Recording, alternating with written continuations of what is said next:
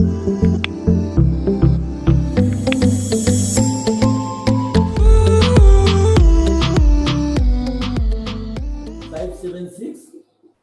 को 625 ल साथीहरु यतिसम्म यसलाई जान्नलाई फेरि त्यो अर्को कुनै टेक्निक्सहरु त्यस्तो अरु केही जान्नु परेन यसलाई तपाईले थोरै 2-3 मिनेट यसो कपीमा एक दुई पटक लेखेर हेर्नु भयो भने 25 सम्मको स्क्वायर र 10 सम्मको क्यूब 10 सम्मको क्यूब भनेको 1 क्यूब 1 हो 2 क्यूब 8 हो 3 क्यूब 27 हो 4 क्यूब 64 5 क्यूब 125 हो 6 को क्यूब 216 हो 7 को क्यूब 343 हो 8 को क्यूब 512 हो 9 को क्यूब ल साथीहरु यति 10 सम्मको क्यूब तपाईले अलिकति यो पक्कै पनि साथीहरुलाई याद छ यो याद हुनै पर्छ यसलाई कुनै युट्युब हेर्नु पर्ने अथवा भनौं न यसको लागि कुनै टेक्निक छुट्टै जान्नै परेन तपाईले यति 343 216 512 729 यति र 25 सम्मको स्क्वायरलाई याद गरिदिनु पर्ने हुन्छ किनकि जुनसुकै हाम्रो यो भर्बल रिजनिङको टपिकमा जस्तो कि सिरिज भयो एनालोजी भयो क्लासिफिकेसन भयो एन्ड सो अन तपाईको कोडिङ डिकोडिङ देखि लिएर म्याट्रिक्स हैन इन्सर्टिङ द मिसिङ क्यारेक्टर सबै टपिकहरुमा हामीले जस्तो हाम्रो इन्जिनियरिङको त हामीले फर्स्ट टाइम दिदै छौं एक्जाम लोकसेवा आयोगले लिएको फर्स्ट टाइम हो आइक्यू राखेको तर तपाईको सेक्सन अफिसर नासुको उता प्रशासनको हामीले चाहिने क्वेशन पेपर पुरानो चाहिने मोडल क्वेशनहरु हेर्यौं भने तपाईको धेरै ठाउँमा यो स्क्वायर र क्यूबले नै क्वेशन बनाएको हुन्छ त्यो हिसाबले पनि स्क्वायर र क्यूबलाई हामी अब छलफल गर्दै जाने छौं अगाडिको दिनहरुमा कहीं न कहीं क्वेशनलाई यो स्क्वायर र क्यूबले नै अल्मल्याएको हुन्छ साथीहरु एकदमै मोस्ट इम्पोर्टेन्ट पोइन्ट हो स्क्वायर र क्यूब त्यसलाई चाहिँ याद गरिदिनु 25 सम्मको स्क्वायर 10 सम्मको क्यूबलाई याद गरिदिनु होला बस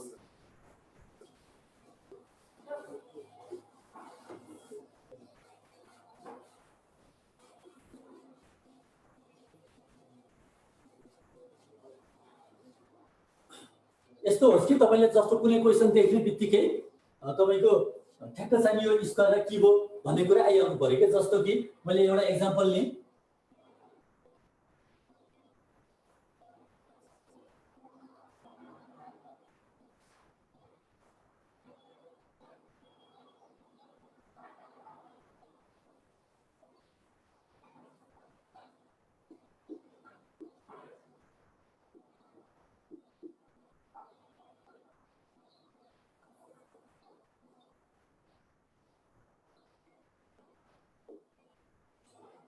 ल साथीहरु यो हेर्नुस् त एकचोटी यो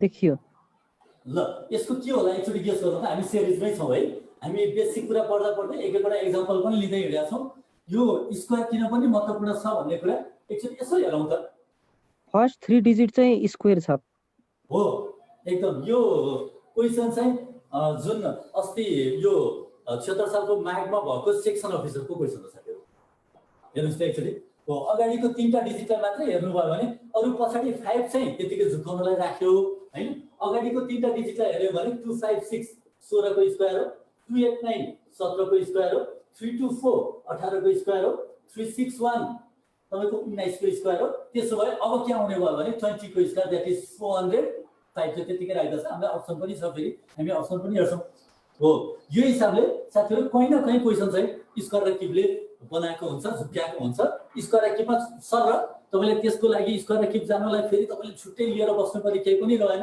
यी प्रत्येक ठाउँमा प्रत्येक क्वेशनमै आएको हुन्छ 256 16 को तपाईको 289 17 को 324 18 को 361 19 को एन्ड सो अन 25 सम्मको स्क्वायर यसरी हेर्दिनु भयो भने क्वेशन कसरी छ त्यसलाई कहिलेकाहीँ यसलाई उल्टो गरिदिन्छ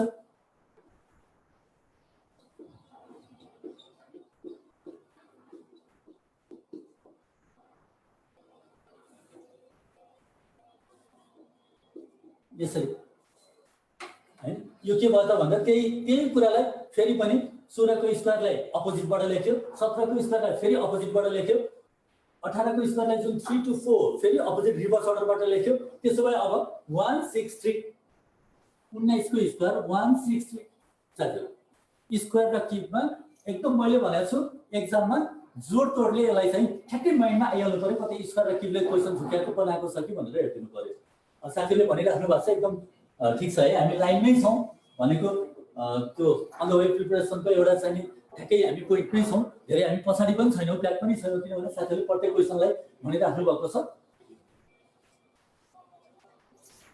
एउटा यो स्क्वायर र किममा जान्नुपर्ने, which of the following is not the square?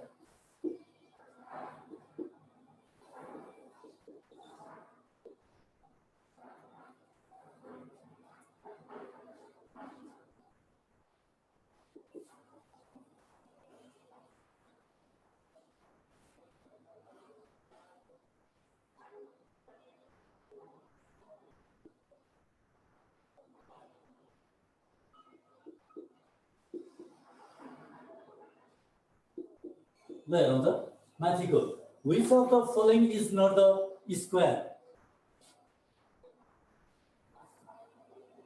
D किन होला त?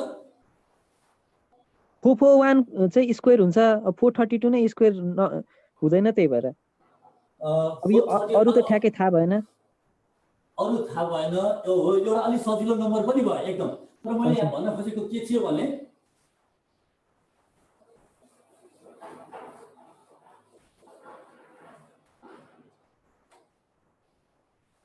जस्तो पछाडि 0 आउनेको स्क्वायर अन्तिममा 0 नै हुन्छ। एकचोटि हेर्दिनुस् त, हो एकजना साथीले भन्नुभयो जस्तो 425 थाहा भएको यो चाहिँ स्क्वायर होइन, त्यो हुनाले अरु त जे त होला भन्नुभयो। कहिलेकाहीँ त सजिलो संख्या आउँदाखेरि यो पनि गेस गर्न सकियो, एकदमै एक्ज्याक्टली त्यही हो।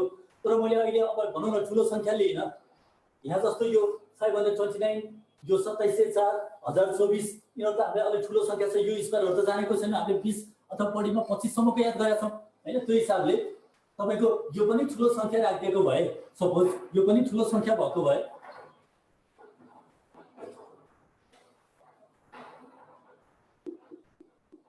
ल यसरी ठुलो संख्या राखिएको भए यो बेलामा त अहिले त अब अप्ठ्यारो पर्यो, किनभने सबै ठुलो संख्याहरू छ। हामीले जानेको 20, 21, 22, 25, 625 सम्मको हामीले जानेको, त्यो भन्दा माथिको संख्याहरू छ। त्यो हिसाबले पनि अब अघिको मैले चेन्ज गरिदिएँ है, 532 थियो हो। ठुलो संख्या छ भने यो बेलामा साथीहरु 8 डिजिटको एउटा कन्सेप्टले, जस्तो पछाडि 0 भएको संख्याको स्क्वायर जहिले पनि पछाडि 0 नै हुन्छ। हेर्नुस् है, एउटा पछाडि 1 भएको संख्याको स्क्वायर तपाईले 21 भन्नुस् 441 हो, 1 को स्क्वायर 1 नै हो, 11 को स्क्वायर तपाईको 121 1 नै हो भनेको पछाडि 1 नै आउँछ। यसमा त हामी क्लियर छौं। 12 को स्क्वायर तपाईको अन्तिममा 4 नै आउने भयो के, 12, 22, 32 पछाडि अन्तिममा 112, 100 अगाडि कति हो थाहा छैन, हामीले सबै घोकेका छैनौं। तर के चाहिँ 100% हो भने हामी केमा क्लियर छौं भने यो पछाडिको युनिट डिजिट जसलाई हामी एकाइ अंक भन्छौं, त्यो चाहिँ तपाईको के नै हुने भयो भने 4 नै हुने भयो। सिमिलरली 9 ओके बुझ्नु भयो। 6 पछाडि 5 हुनेको तपाईको 5 नै आउने भयो। 25, 35, 45, 55 एन्ड सो अन। 16 को 6 नै भयो। अगाडि जेसुकै होस् पछाडि 7 आउनेको 9 नै हुने भयो, पछाडि 8 आउनेको 4 नै हुने भयो एन्ड सो अन। साथीहरु यस्तो हुने भयो भनेपछि अन्तिममा 0 हेर्नुस् है, अन्तिममा 0 1 4 9 6 5 ल यति 1 2 3 4 5 6 वटा मात्र डिजिट आउन सक्ने रहेछ। साथीहरु जुनसुकै संख्या लिऊ त्यसको स्क्वायर गर्दाखेरि अन्तिममा 0 1 4 9 6 5 6 वटा डिजिट आउँछ। 2 3 7 8 यति आउँदैन साथीहरु। तपाईले यसो भनेको एक्जाम टाइममा भनौं न, नयाँ क्वेशन देख्दाखेरि यसो तपाईले 5 सेकेन्ड लगाएर सधैँ यो तपाईले बिर्सिहाल्नु भयो भने पनि यसो यो हेरेर 0 को 0 हुन्छ, 1 को 1 भयो, 2 को 4 भयो, 3 आउनेको 9 भयो, 4 आउनेको 6 भयो एन्ड सो अन। त्यही सोचेर पनि भन्न सक्नु भयो एकैछिनमा, होइन भने 2 3 7 8 यति आउन सक्दैन साथीहरु। यो चाहिँ होइन हो, क्लियर छ नि? अघि 532 भन्दा त सजिलो संख्या थियो, साथीले के गर्नु भयो 425 भन्दाखेरि त हैन, किनभने हामीलाई थाहा भएको त 4 हैन 461 हो एन्ड सो अन। हामीलाई 361 हो, त्यसपछि 400 हो, त्यसपछि 441 हो, 21 को स्क्वायर 400 र हामीलाई 20 को स्क्वायर 400 हो, 21 को स्क्वायर 441 हो, 432 त केको पनि स्क्वायर होइन हैन, होल नम्बरको पूर्ण संख्याको त्यो हिसाबले पनि इजिली भन्न सक्यौं। तर यदि ठूलो संख्या छ भने साथीहरु त्यो बेलामा यो स्क्वायर हो, होला नहोला आफ्नै ठाउँमा छ, तर यो चाहिँ 100% होइन, तपाईले त्यसरी भन्न सक्नुभयो। त्यो पनि दुईटा पजलिङ खालको क्वेशन त, कि त क्वेशन नै गल्ती हुनु पर्यो, अरु स्क्वायर नभएको। अहिले मैले हतारमा लिँदाखेरि पनि चेक गर्न सक्नुहुन्छ, कुनै मिस्टेक पनि हुन सक्यो, तर एक्जाम टाइममा त अथवा हामीलाई बुकमा हुने क्वेशनमा त पक्कै पनि अरु तीनटा मिलाएर स्क्वायरले दिएको हुन्छ, एउटा हुँदैन। कुन हुँदैन त भन्दा अन्तिममा 2, 3, 7 र 8 भएको डिजिट भएको त्यो नम्बर चाहिँ तपाईको स्क्वायर हुँदैन साथीहरु। यसरी यो क्लियर छ नि? हेर्नुस् त, क्लियर छ सर। हो, अघि तपाईले नि गेस गर्नुभयो थियो अघि 432 सानो संख्या हुँदा त नो प्रब्लम, यतिकै भन्न सक्यो। ठूलो संख्यामा साथीहरु यसरी यो पोइन्टलाई याद गरिदिनु होला। अन्तिममा तपाईको 2, 3, 7 and 8 अन्तिममा स्क्वायरको अन्तिम डिजिट हुन सक्दैन।